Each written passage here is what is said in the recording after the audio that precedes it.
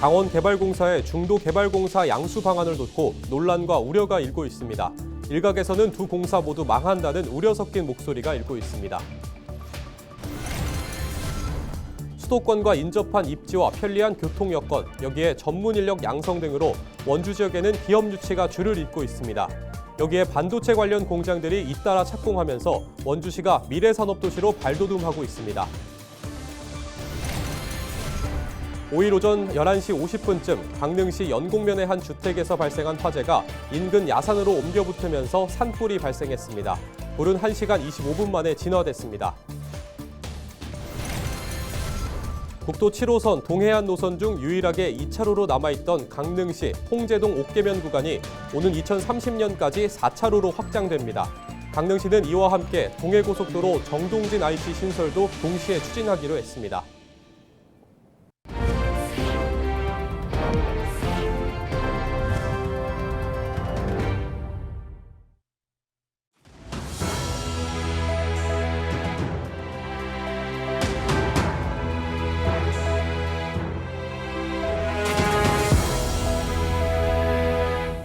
시청자 여러분 안녕하십니까? 헬로티비 뉴스입니다. 강원개발공사의 중도개발공사 영업 양수도 방안을 놓고 논란과 우려가 계속되고 있습니다.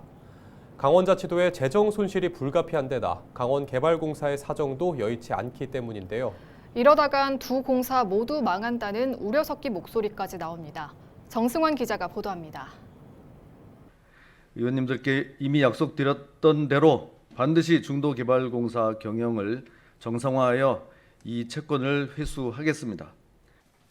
지난 2022년 레고랜드 사태 당시 김진태 강원도지사는 중도개발공사의 빚 2,050억 원을 대신 갚아주면서 반드시 회수하겠다고 공언했습니다.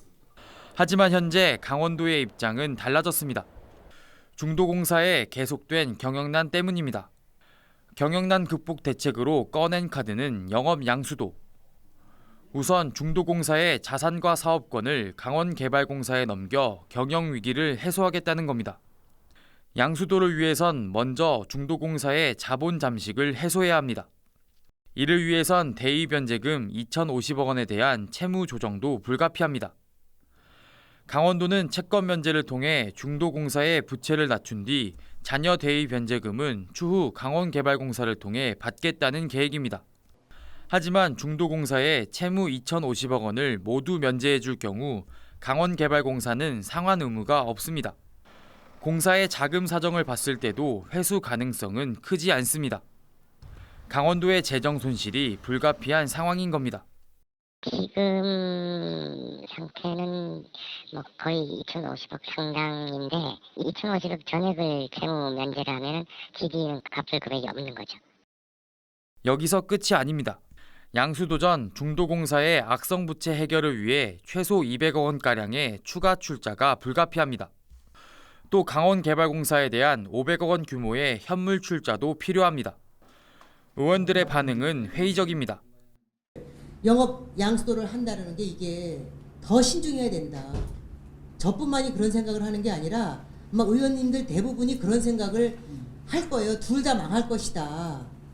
이러한 시한폭탄을 안고 갖고 오는데 이 과정에서 문제가 생기면은 다른 사업 해봐야 정말 데미지 큰 손해가 발생될 수 있기 때문에 정말 심도 있게 들여다보고 준비를 해야 되겠다.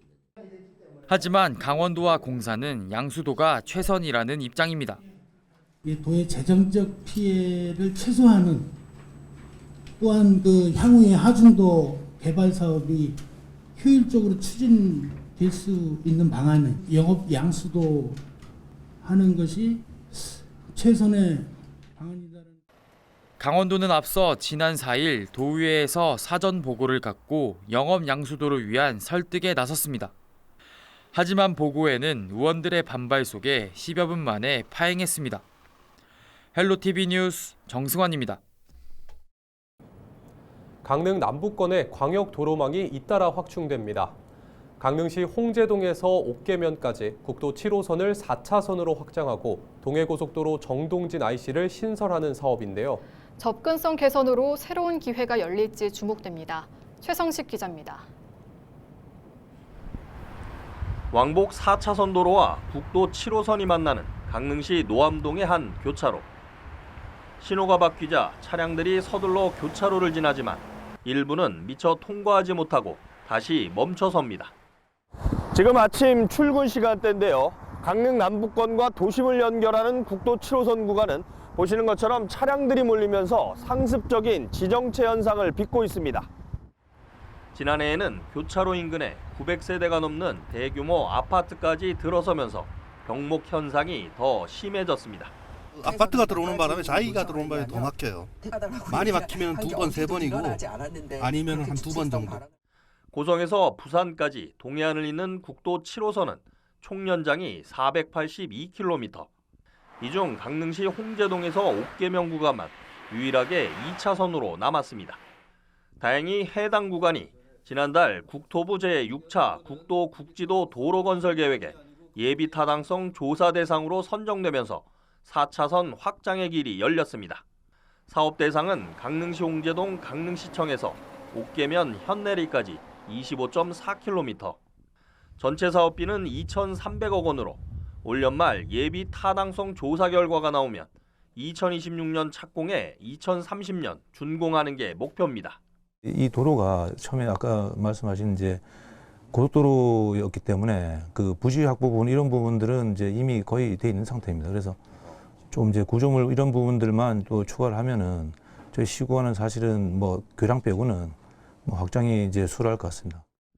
강릉 정동진과 심곡항 등 남부권 관광지를 연결하는 동해고속도로 정동진 IC 신설도 가시화됩니다. 해당 사업은 동해고속도로에서 국도 7호선까지 연결도로 2.3km를 개설하고 요금소 등을 설치하는 내용입니다. 강릉시는 인허가를 마치면 내년 상반기 공사에 들어가 2028년 준공한다는 계획입니다. 또 우리 시민들이 그간 정말 갈망해왔던 7호선, 국도 7호선 확장 사업도 올해 국지도 사업에 넣어서 이제 결실을 맺어볼까 합니다. 정동진 IC도 이제 도로공사와는 완전히 확정지었습니다. 이제 국토부와 마지막 단계가 남아 있는데 올해 안에 시작할 수 있게끔. 2026년 교통올림픽으로 불리는 ITS 세계총회를 개최하는 강릉시. 이따른 광역도로망 확충이 강릉 남부권의 새로운 기회가 될지 주목됩니다. 헬로티비 뉴스 최성식입니다. 5일 오전 11시 50분쯤 강릉시 연곡면의 한 주택에서 난 불이 인근 야산으로 옮겨 붙었습니다. 강원특별자치도 산불방지센터는 불이 나자 산림청과 강원소방, 지자체 임차 헬기 등 진화 헬기 3대를 투입하고 장비 56대와 인력 160명을 투입해 진화 작업에 나섰습니다. 불은 초속 5.9m의 바람을 타고 인근 야산으로 확산했지만 진화 작업이 이뤄지면서 낮 12시 30분쯤 주불이 잡혔고 오후 1시 12분쯤 완전히 꺼졌습니다. 강릉을 비롯한 동해안 지역에는 건조주의보와 강풍주의보가 내려져 있습니다. 소방당국은 목격자 등을 상대로 정확한 화재 경위와 피해 규모 등을 조사하고 있습니다. 지역 소멸 위기 속에서 수많은 지자체들은 기업 유치에 행정력을 집중하고 있습니다. 기업들에게 각종 인센티브를 제공하고 일부 지자체에서는 직원 숙소까지 제공하겠다고 나서고 있지만 기업 유치가 쉽지 않은 상황인데요. 반면 원주시는 수도권과 인접한 지리적 여건과 편리한 교통, 여기에 전문 인력까지 제공하면서 원주로 오겠다는 기업들이 줄을 서고 있다고 합니다.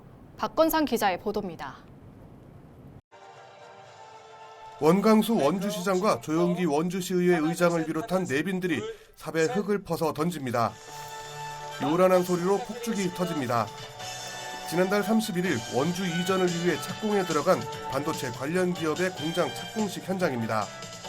민선 8기 들어 유치된 반도체 관련 기업 3곳이 순차적으로 착공식을 갖고 본격적인 원주살이 준비에 나섰습니다. 현재 착공에 들어간 3곳을 포함해 원주에만 11곳의 반도체 관련 기업이 입주해 있습니다. 반도체 관련 기업들이 이렇게 원주로 몰리는 이유는 수도권과 가까운 지리적 입지와 사통팔달의 교통 여건을 꼽을 수 있습니다. 여기에 지난해 원주에 문을 연 한국 반도체 교육원을 통한 인력 육성도 한몫을 했습니다. 한국반도체교육원에서는 지난해 395명의 수료생을 배출했으며 올해도 609명의 반도체 전문 인력이 탄생할 예정입니다. 원주시에서 근무할 수 있는 저희 회사 직원들을 육성해 주겠다고 약속해 주셔서 인력 문제도 큰 문제가 없을 것 같고 저희 본사와 거리 관계도 그렇게 문제되지 않고. 원주시 행정조직 개편도 한몫을 했습니다. 원주시는 경제국가 투자유치과를 신설해 기업들의 원활한 투자 활동을 위해 기업지원 원스톱 실무지원단을 구성했습니다. 실무지원단은 기업체의 착공과 허가부터 준공, 사업 진행까지 행정적 지원을 하고 있습니다. 이렇게 입지는 물론 행정에서의 지원까지 뒷받침되면서 입주 기업들은 추가 투자는 물론 예정이 없던 본사 이전까지 추진하는 곳도 나오고 있습니다. 실제로 지난 2023년 12월에 착공한 한 반도체 관련 기업의 경우 공장 준공과 함께 경남 창원에 있던 본사의 원주 이전을 추진하고 있습니다. 민선 8기 출범 이후 25개의 기업체가 유치되면서 1,200명 가까운 일자리가 창출됐습니다. 앞으로 9개사가 올해 내로 착공할 예정인데 370개의 신규 일자리가 생길 것으로 예상되고 있습니다. 기업하기 좋은 경제도시와 반도체 산업도시로 도약하기 위한 원주시의 노력이 크게 결실을 거두게 돼서 매우 기쁘게 생각합니다. 앞으로도 지역경제 활성화와 시민 복리 증진의 선순환 구조를 더욱 공고히 할 수 있도록 최선의 노력을 다하겠습니다. 문제는 기업들이 들어오고 싶어도 부지가 부족하다는 겁니다. 추가적으로 지정의 그 신평 농공단지를 지금 10만 평을 지금 추진 중에 있는데 지금 현재는 이제 타당성 조사 용역을 추진 중에 있고 조만간 이제 용역 결과가 긍정적으로 나올 것으로 기대하고 있습니다.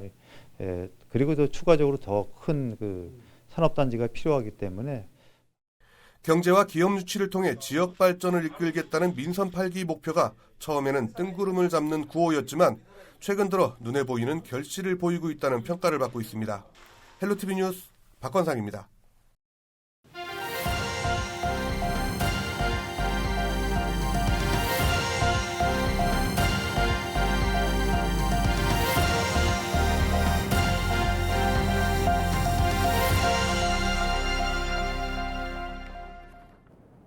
세계 최대 의료기기 전시회인 두바이 아랍헬스 2025에 참가한 원주 의료기기 테크노밸리가 역대 최고 수출 실적을 기록했습니다. 지난달 27일부터 두바이에서 열린 아랍헬스 2025에 강원 공동관을 조성해 강원 지역 의료기기 및 헬스케어 기업 24개사가 참가했습니다. 강원 공동관 참가사들은 2,451건의 상담을 진행했으며 252억 원의 수출 계약을 맺은 것으로 집계됐습니다. 속초시가 개청 이래 처음으로 상수도관망 전문 유지 관리로 안정적 물 공급 환경을 구축합니다. 속초시는 5일 관련 용역 착수 보고회를 열어 유량과 수압, 수질에 대한 데이터 분석을 통해 누수 및 수질 사고에 선제적으로 대응한다고 밝혔습니다. 지난해까지 추진된 지방 상수도 현대화 사업에 전문 유지 관리를 도입해 유수율을 85% 이상 달성한다는 계획입니다. 춘천시가 2025 대한민국 지자체 홍보대상에서 정책부문 대상을 받았습니다. 춘천시는 3D 외계인 캐릭터가 춘천을 찾는 내용의 홍보 영상, 내 곁에 춘천을 출품해 호평을 받았습니다. 심사단은 독창적인 스토리텔링과 첨단 기술의 결합으로 정책을 홍보한 점을 높게 평가했다고 밝혔습니다. 오는 10일부터 원주 시내버스 30번과 90번이 심야버스를 운행할 예정입니다. 심야버스의 막차는 밤 11시로 노선별로 버스 2대씩 증차해 매일 32차례 운행하게 됩니다. 해당 노선은 여러 중고등학교와 원주역을 경유해 학생들의 등하교는 물론 중앙선 열차와의 환승 연계도 강화할 것으로 기대되고 있습니다.